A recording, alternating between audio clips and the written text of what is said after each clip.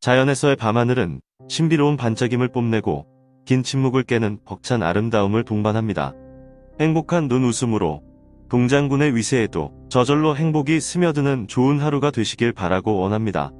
오늘은 천문학 이야기로 미래과학의 영웅의 별자리에 숨어있는 악마의 별, 메두사에 대한 내용을 함께하는 시간을 갖도록 하겠습니다. 영웅의 별자리에 숨어있는 악마의 별, 메두사. 메두사의 기원에 대해서는 위대한 자연의 여신이었다든가 인간의 두려움, 분노, 악몽 등이 형상화되었다든가 여러 자연물이나 자연현상과 연관시키는 등의 다양한 견해들이 있었다. 현재까지 발굴되고 정리된 메두사 관련 도상 자료 가운데 절반 이상이 시칠리아에서 나왔다는 사실을 주목하면서 특히 시칠리아라는 지정학적 환경을 배경으로 메두사의 기원 혹은 함의를 바다, 바람 혹은 태풍 현상과 깊게 연관시켜 생각해보았다. 메두사 관련 문헌 및 초기 도상학적 여러 특징들은 태풍 현상과 관련된 것으로 해석될 수 있으며 특히 고대로부터 시칠리아 섬의 상징으로 전해진 트리나크리아의 모습도 이런 맥락에서 보면 새로운 한 지평을 열 수 있지 않을까 한다. 시칠리아에서 메두사는 두려운 바다 폭풍을 상징하는 것으로 처음에는 숭배의 대상, 두려움의 대상이었다가 바다에 대한 지식과 해상 활동이 증가되면서 점차 정복의 대상이자 방어막 기능을 가진 것으로 변해갔던 것이 아닌가 한다. 그리스 신화에 등장하는 괴물. 이름의 뜻은 지배하는 자, 여왕. 바다의 신 포르키스와 케토의 딸로 고르고 세 자매 중 한 명이다. 보통 흔히 알려져 있는 메두사가 원래 아름다운 인간 여자였다는 전승은 후대 로마 시대에 생겨난 것으로 고대의 전승에서는 처음부터 무서운 괴물로 묘사된다. 고르고 세 자매 중 막내인 메두사는 무시무시한 외모를 가진 두 언니와는 달리 매우 아름다운 외모와 치렁치렁한 머리카락을 가졌는데 자신의 미모, 특히 머리카락이 아테나보다 아름답다고 자랑하다가 흉측한 외모의 괴물로 변하는 벌을 받았다고 하는 내용이 가장 유명한데 이는 후대의 작가들이 첨가한 이야기로 초창기 그리스 시인들은 단순 강대한 존재 내지는 괴물로 묘사한다. 헤시오도스의 신통기에서는 바다의 신 포세이돈과 연인 사이였다는 언급이 짧게나마 나온다. 이 전승에서 메두사는 포세이돈에게 강간당하거나 아테나의 저주를 받지 않았다. 그러나 로마 시인 오비디우스는 메두사에 대해 약간 다른 이야기를 전한다.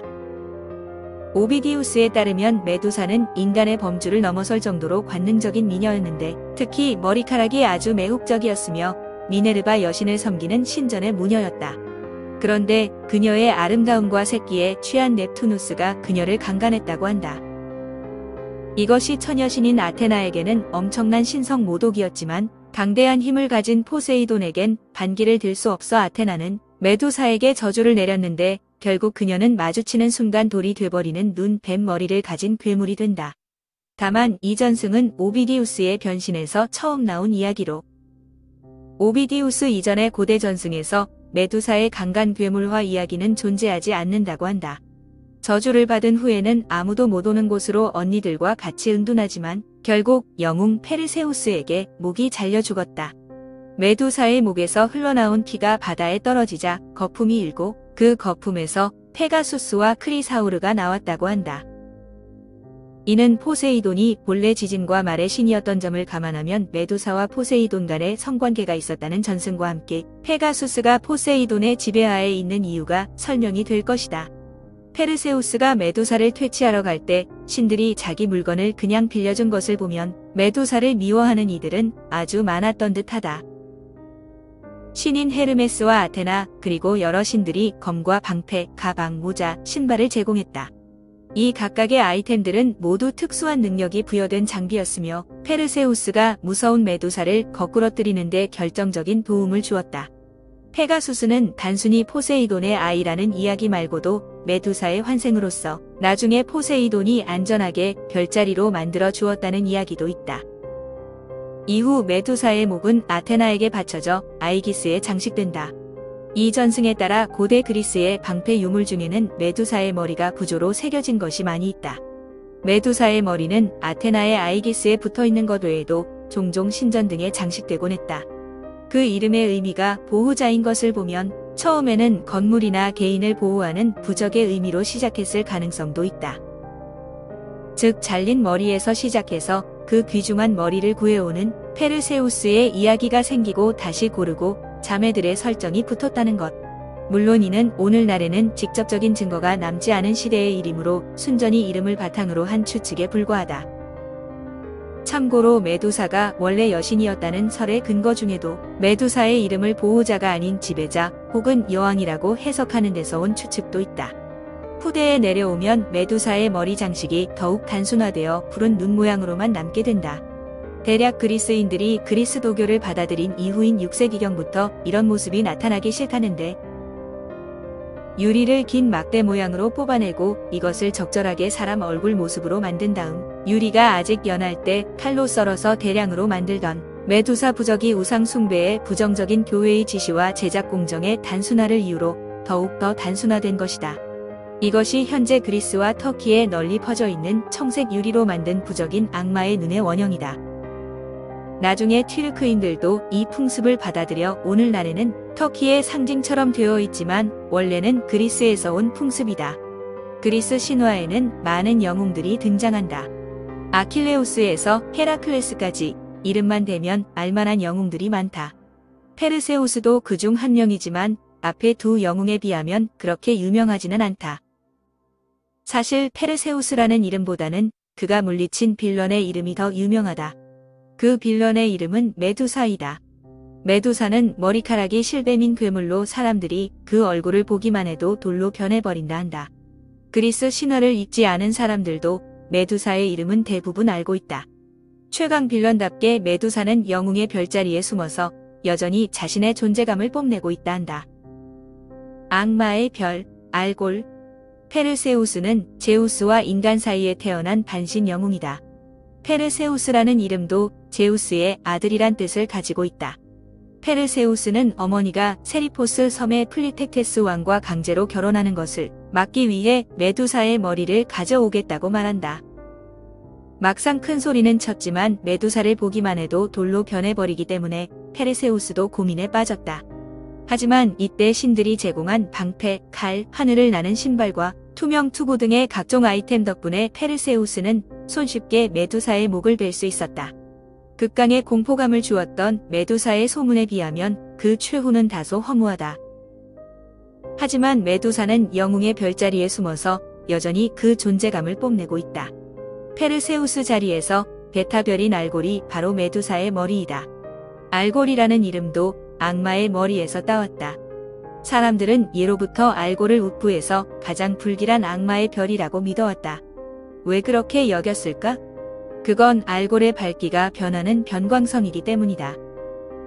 하늘에 있는 대부분의 별은 일정한 밝기를 가지고 있다. 하지만 알골은 평소 2등급 밝기를 가지고 있는데 2일 20시간 49분을 주기로 밝기가 3분의 1로 줄어들었다가 원래로 돌아간다. 알골의 밝기가 변한다는 것을 알지 못했던 옛날 사람들은 이 별은 흉조로 여겨졌던 것이다. 알골은 하나의 별로 보이지만 실은 3개의 별로 이루어진 삼중성이다. 가장 밝은 알골A 외에도 알골B와 알골C가 중력에 의해 서로 묶여 있다. 어두운 별이 밝은 별을 가려서 밝기가 주기적으로 변하는 식상성이라는 것을 알았다면 사람들은 그것을 악마의 별이라고 부르지 않았을 것이다.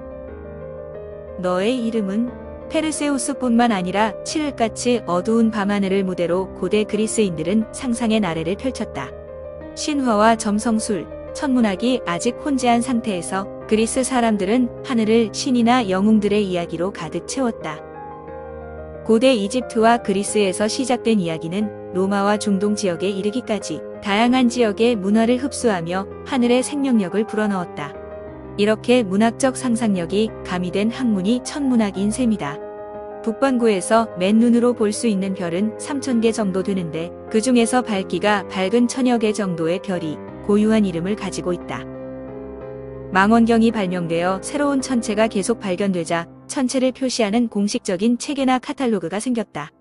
하지만 M31이나 NGC24와 같은 명칭보다 일반인들에게는 안드로메다 은하라고 부르는 것이 더 친숙하다. M31이라는 것은 단지 메시의 목록 31번이라는 의미밖에 없지만 안드로메다 은하라고 하면 은하가 안드로메다 자리에 있다는 것을 알 수 있으니 기억하기도 좋다. 천문학에서 그리스 신화를 뺀다면 정말 삭막하게 변해버릴 것이다. 이러한 별의 이름에 대한 전통은 천문학이 점성술과 결별하고 과학으로서 확실한 자리를 잡은 후에도 계속 이어졌다. 메시에 목록 18세기 후반 프랑스의 천문학자 메시에가 만든 성운과 성단의 목록, 현재도 많은 성단과 성운들이 이 표의 번호로 불린다. 별의 이름에 남은 그리스 신화의 흔적. 원래 그리스 신들의 이름이 붙은 행성은 5개였다. 맨눈으로 관측할 수 있는 것이 5개였기 때문이다. 사실 수성, 금성, 화성, 목성, 토성이라는 이름은 동양의 음양오행과 관련된 이름일 뿐 그리스 신화와는 상관이 없다. 물론 행성의 특성을 따서 이름을 붙이다 보니 우연의 일치처럼 보이는 것도 있긴 하다. 수성은 음양오행설에 따르면 물의 성질을 지니고 있어서 이렇게 이름 붙여졌다. 그리스 신화에서는 빠르게 움직이는 별이라서 전령의 신인 헤르메스의 이름을 따서 머큐리로 부른 것이고, 또한 빠르게 움직이는 은이라는 의미로 수은을 머큐리라고 이름을 붙인 것이다. 새로운 행성이 발견되어도 천문학자들은 여전히 신들의 이름을 붙이던 선례를 따랐다. 1781년 허셀이 발견한 새로운 행성인 천왕성은 우라노스라고 이름 붙였다. 목성이 제우스, 토성이 크로노스에서 기원한 것이었기 때문이다. 제우스의 아버지가 크로노스이고 할아버지는 우라노스이다. 그러니까 목성, 토성, 천왕성은 아들, 아버지, 할아버지의 관계가 되는 것이다. 서양에서 이름 붙인 우라노스를 한자로 표현하다 보니 하늘을 다스리는 신의 의미를 지닌 천왕성이 된 것이다. 해왕성은 포세이돈에 해당하는 넵튠의 이름을 붙였다. 천왕성처럼 파란색을 띠고 있으니 하늘의 신 다음에 바다의 신 이름을 붙인 것이다. 2006년 외소 행성으로 강등되었지만 가장 멀리 떨어진 어두운 명왕성에는 저승의 신 하데스의 이름을 붙였다. 그래서 앞에 5개 행성에는 왕이라는 글자가 없고 새롭게 발견된 행성에는 들어있는 것이다. 사람들이 행성에 신들의 이름을 붙일 때에는 행성의 특성에 대해서 잘 몰랐다. 사실 행성이 항성과 다른 천체라는 것 자체를 몰랐던 것이다.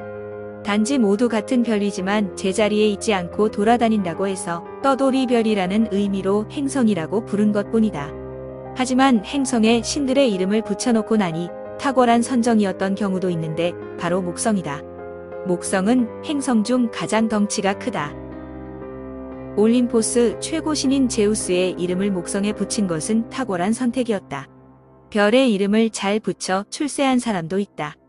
망원경을 발견한 갈릴레이는 목성을 관찰하다가 4개의 위성을 발견해 메디치의 별이라고 이름 붙였다. 당시 막강한 권력을 자랑했던 메디치가에 잘 보이려고 한 것이다. 덕분에 갈릴레이는 메디치 가문의 후원을 받아 궁정 철학자가 되었다. 오늘날 이 4개의 위성은 발견자의 이름을 따서 갈릴레이의 위성이라고 부른다. 또한 각각의 위성에는 케플러가 제안한 이름이 붙어 있는데 케플러는 어떤 이름을 제안했을까? 그는 목성의 위성에 제우스가 사랑했던 연인들의 이오, 에우로파, 가니메데, 칼리스토라는 이름을 붙였던 것이다. 태양계 내에 있는 소행성이나 위성 등 새롭게 발견된 천체에는 그리스 신화의 흔적이 많이 남아있다. 과학자들도 의미 없는 이름을 붙이는 것보다는 상상력을 자극하는 흥미로운 이름을 좋아한다. 이런 것을 보면 과학자들은 모두 고리타분할 것 같다는 생각은 큰 오해가 아닐까 싶다. 행복은 늘 마음속 그늘진 곳에 찾아와서 기웃댑니다. 화려한 멋에 취한 곳은 피하고 우울하고 답답한 곳을 기웃댑니다. 그곳에 작은 희망꽃 심어주려나 봅니다. 한 주의 갈무리도 잘하시고 끝까지 시청해주셔서 대단히 감사합니다.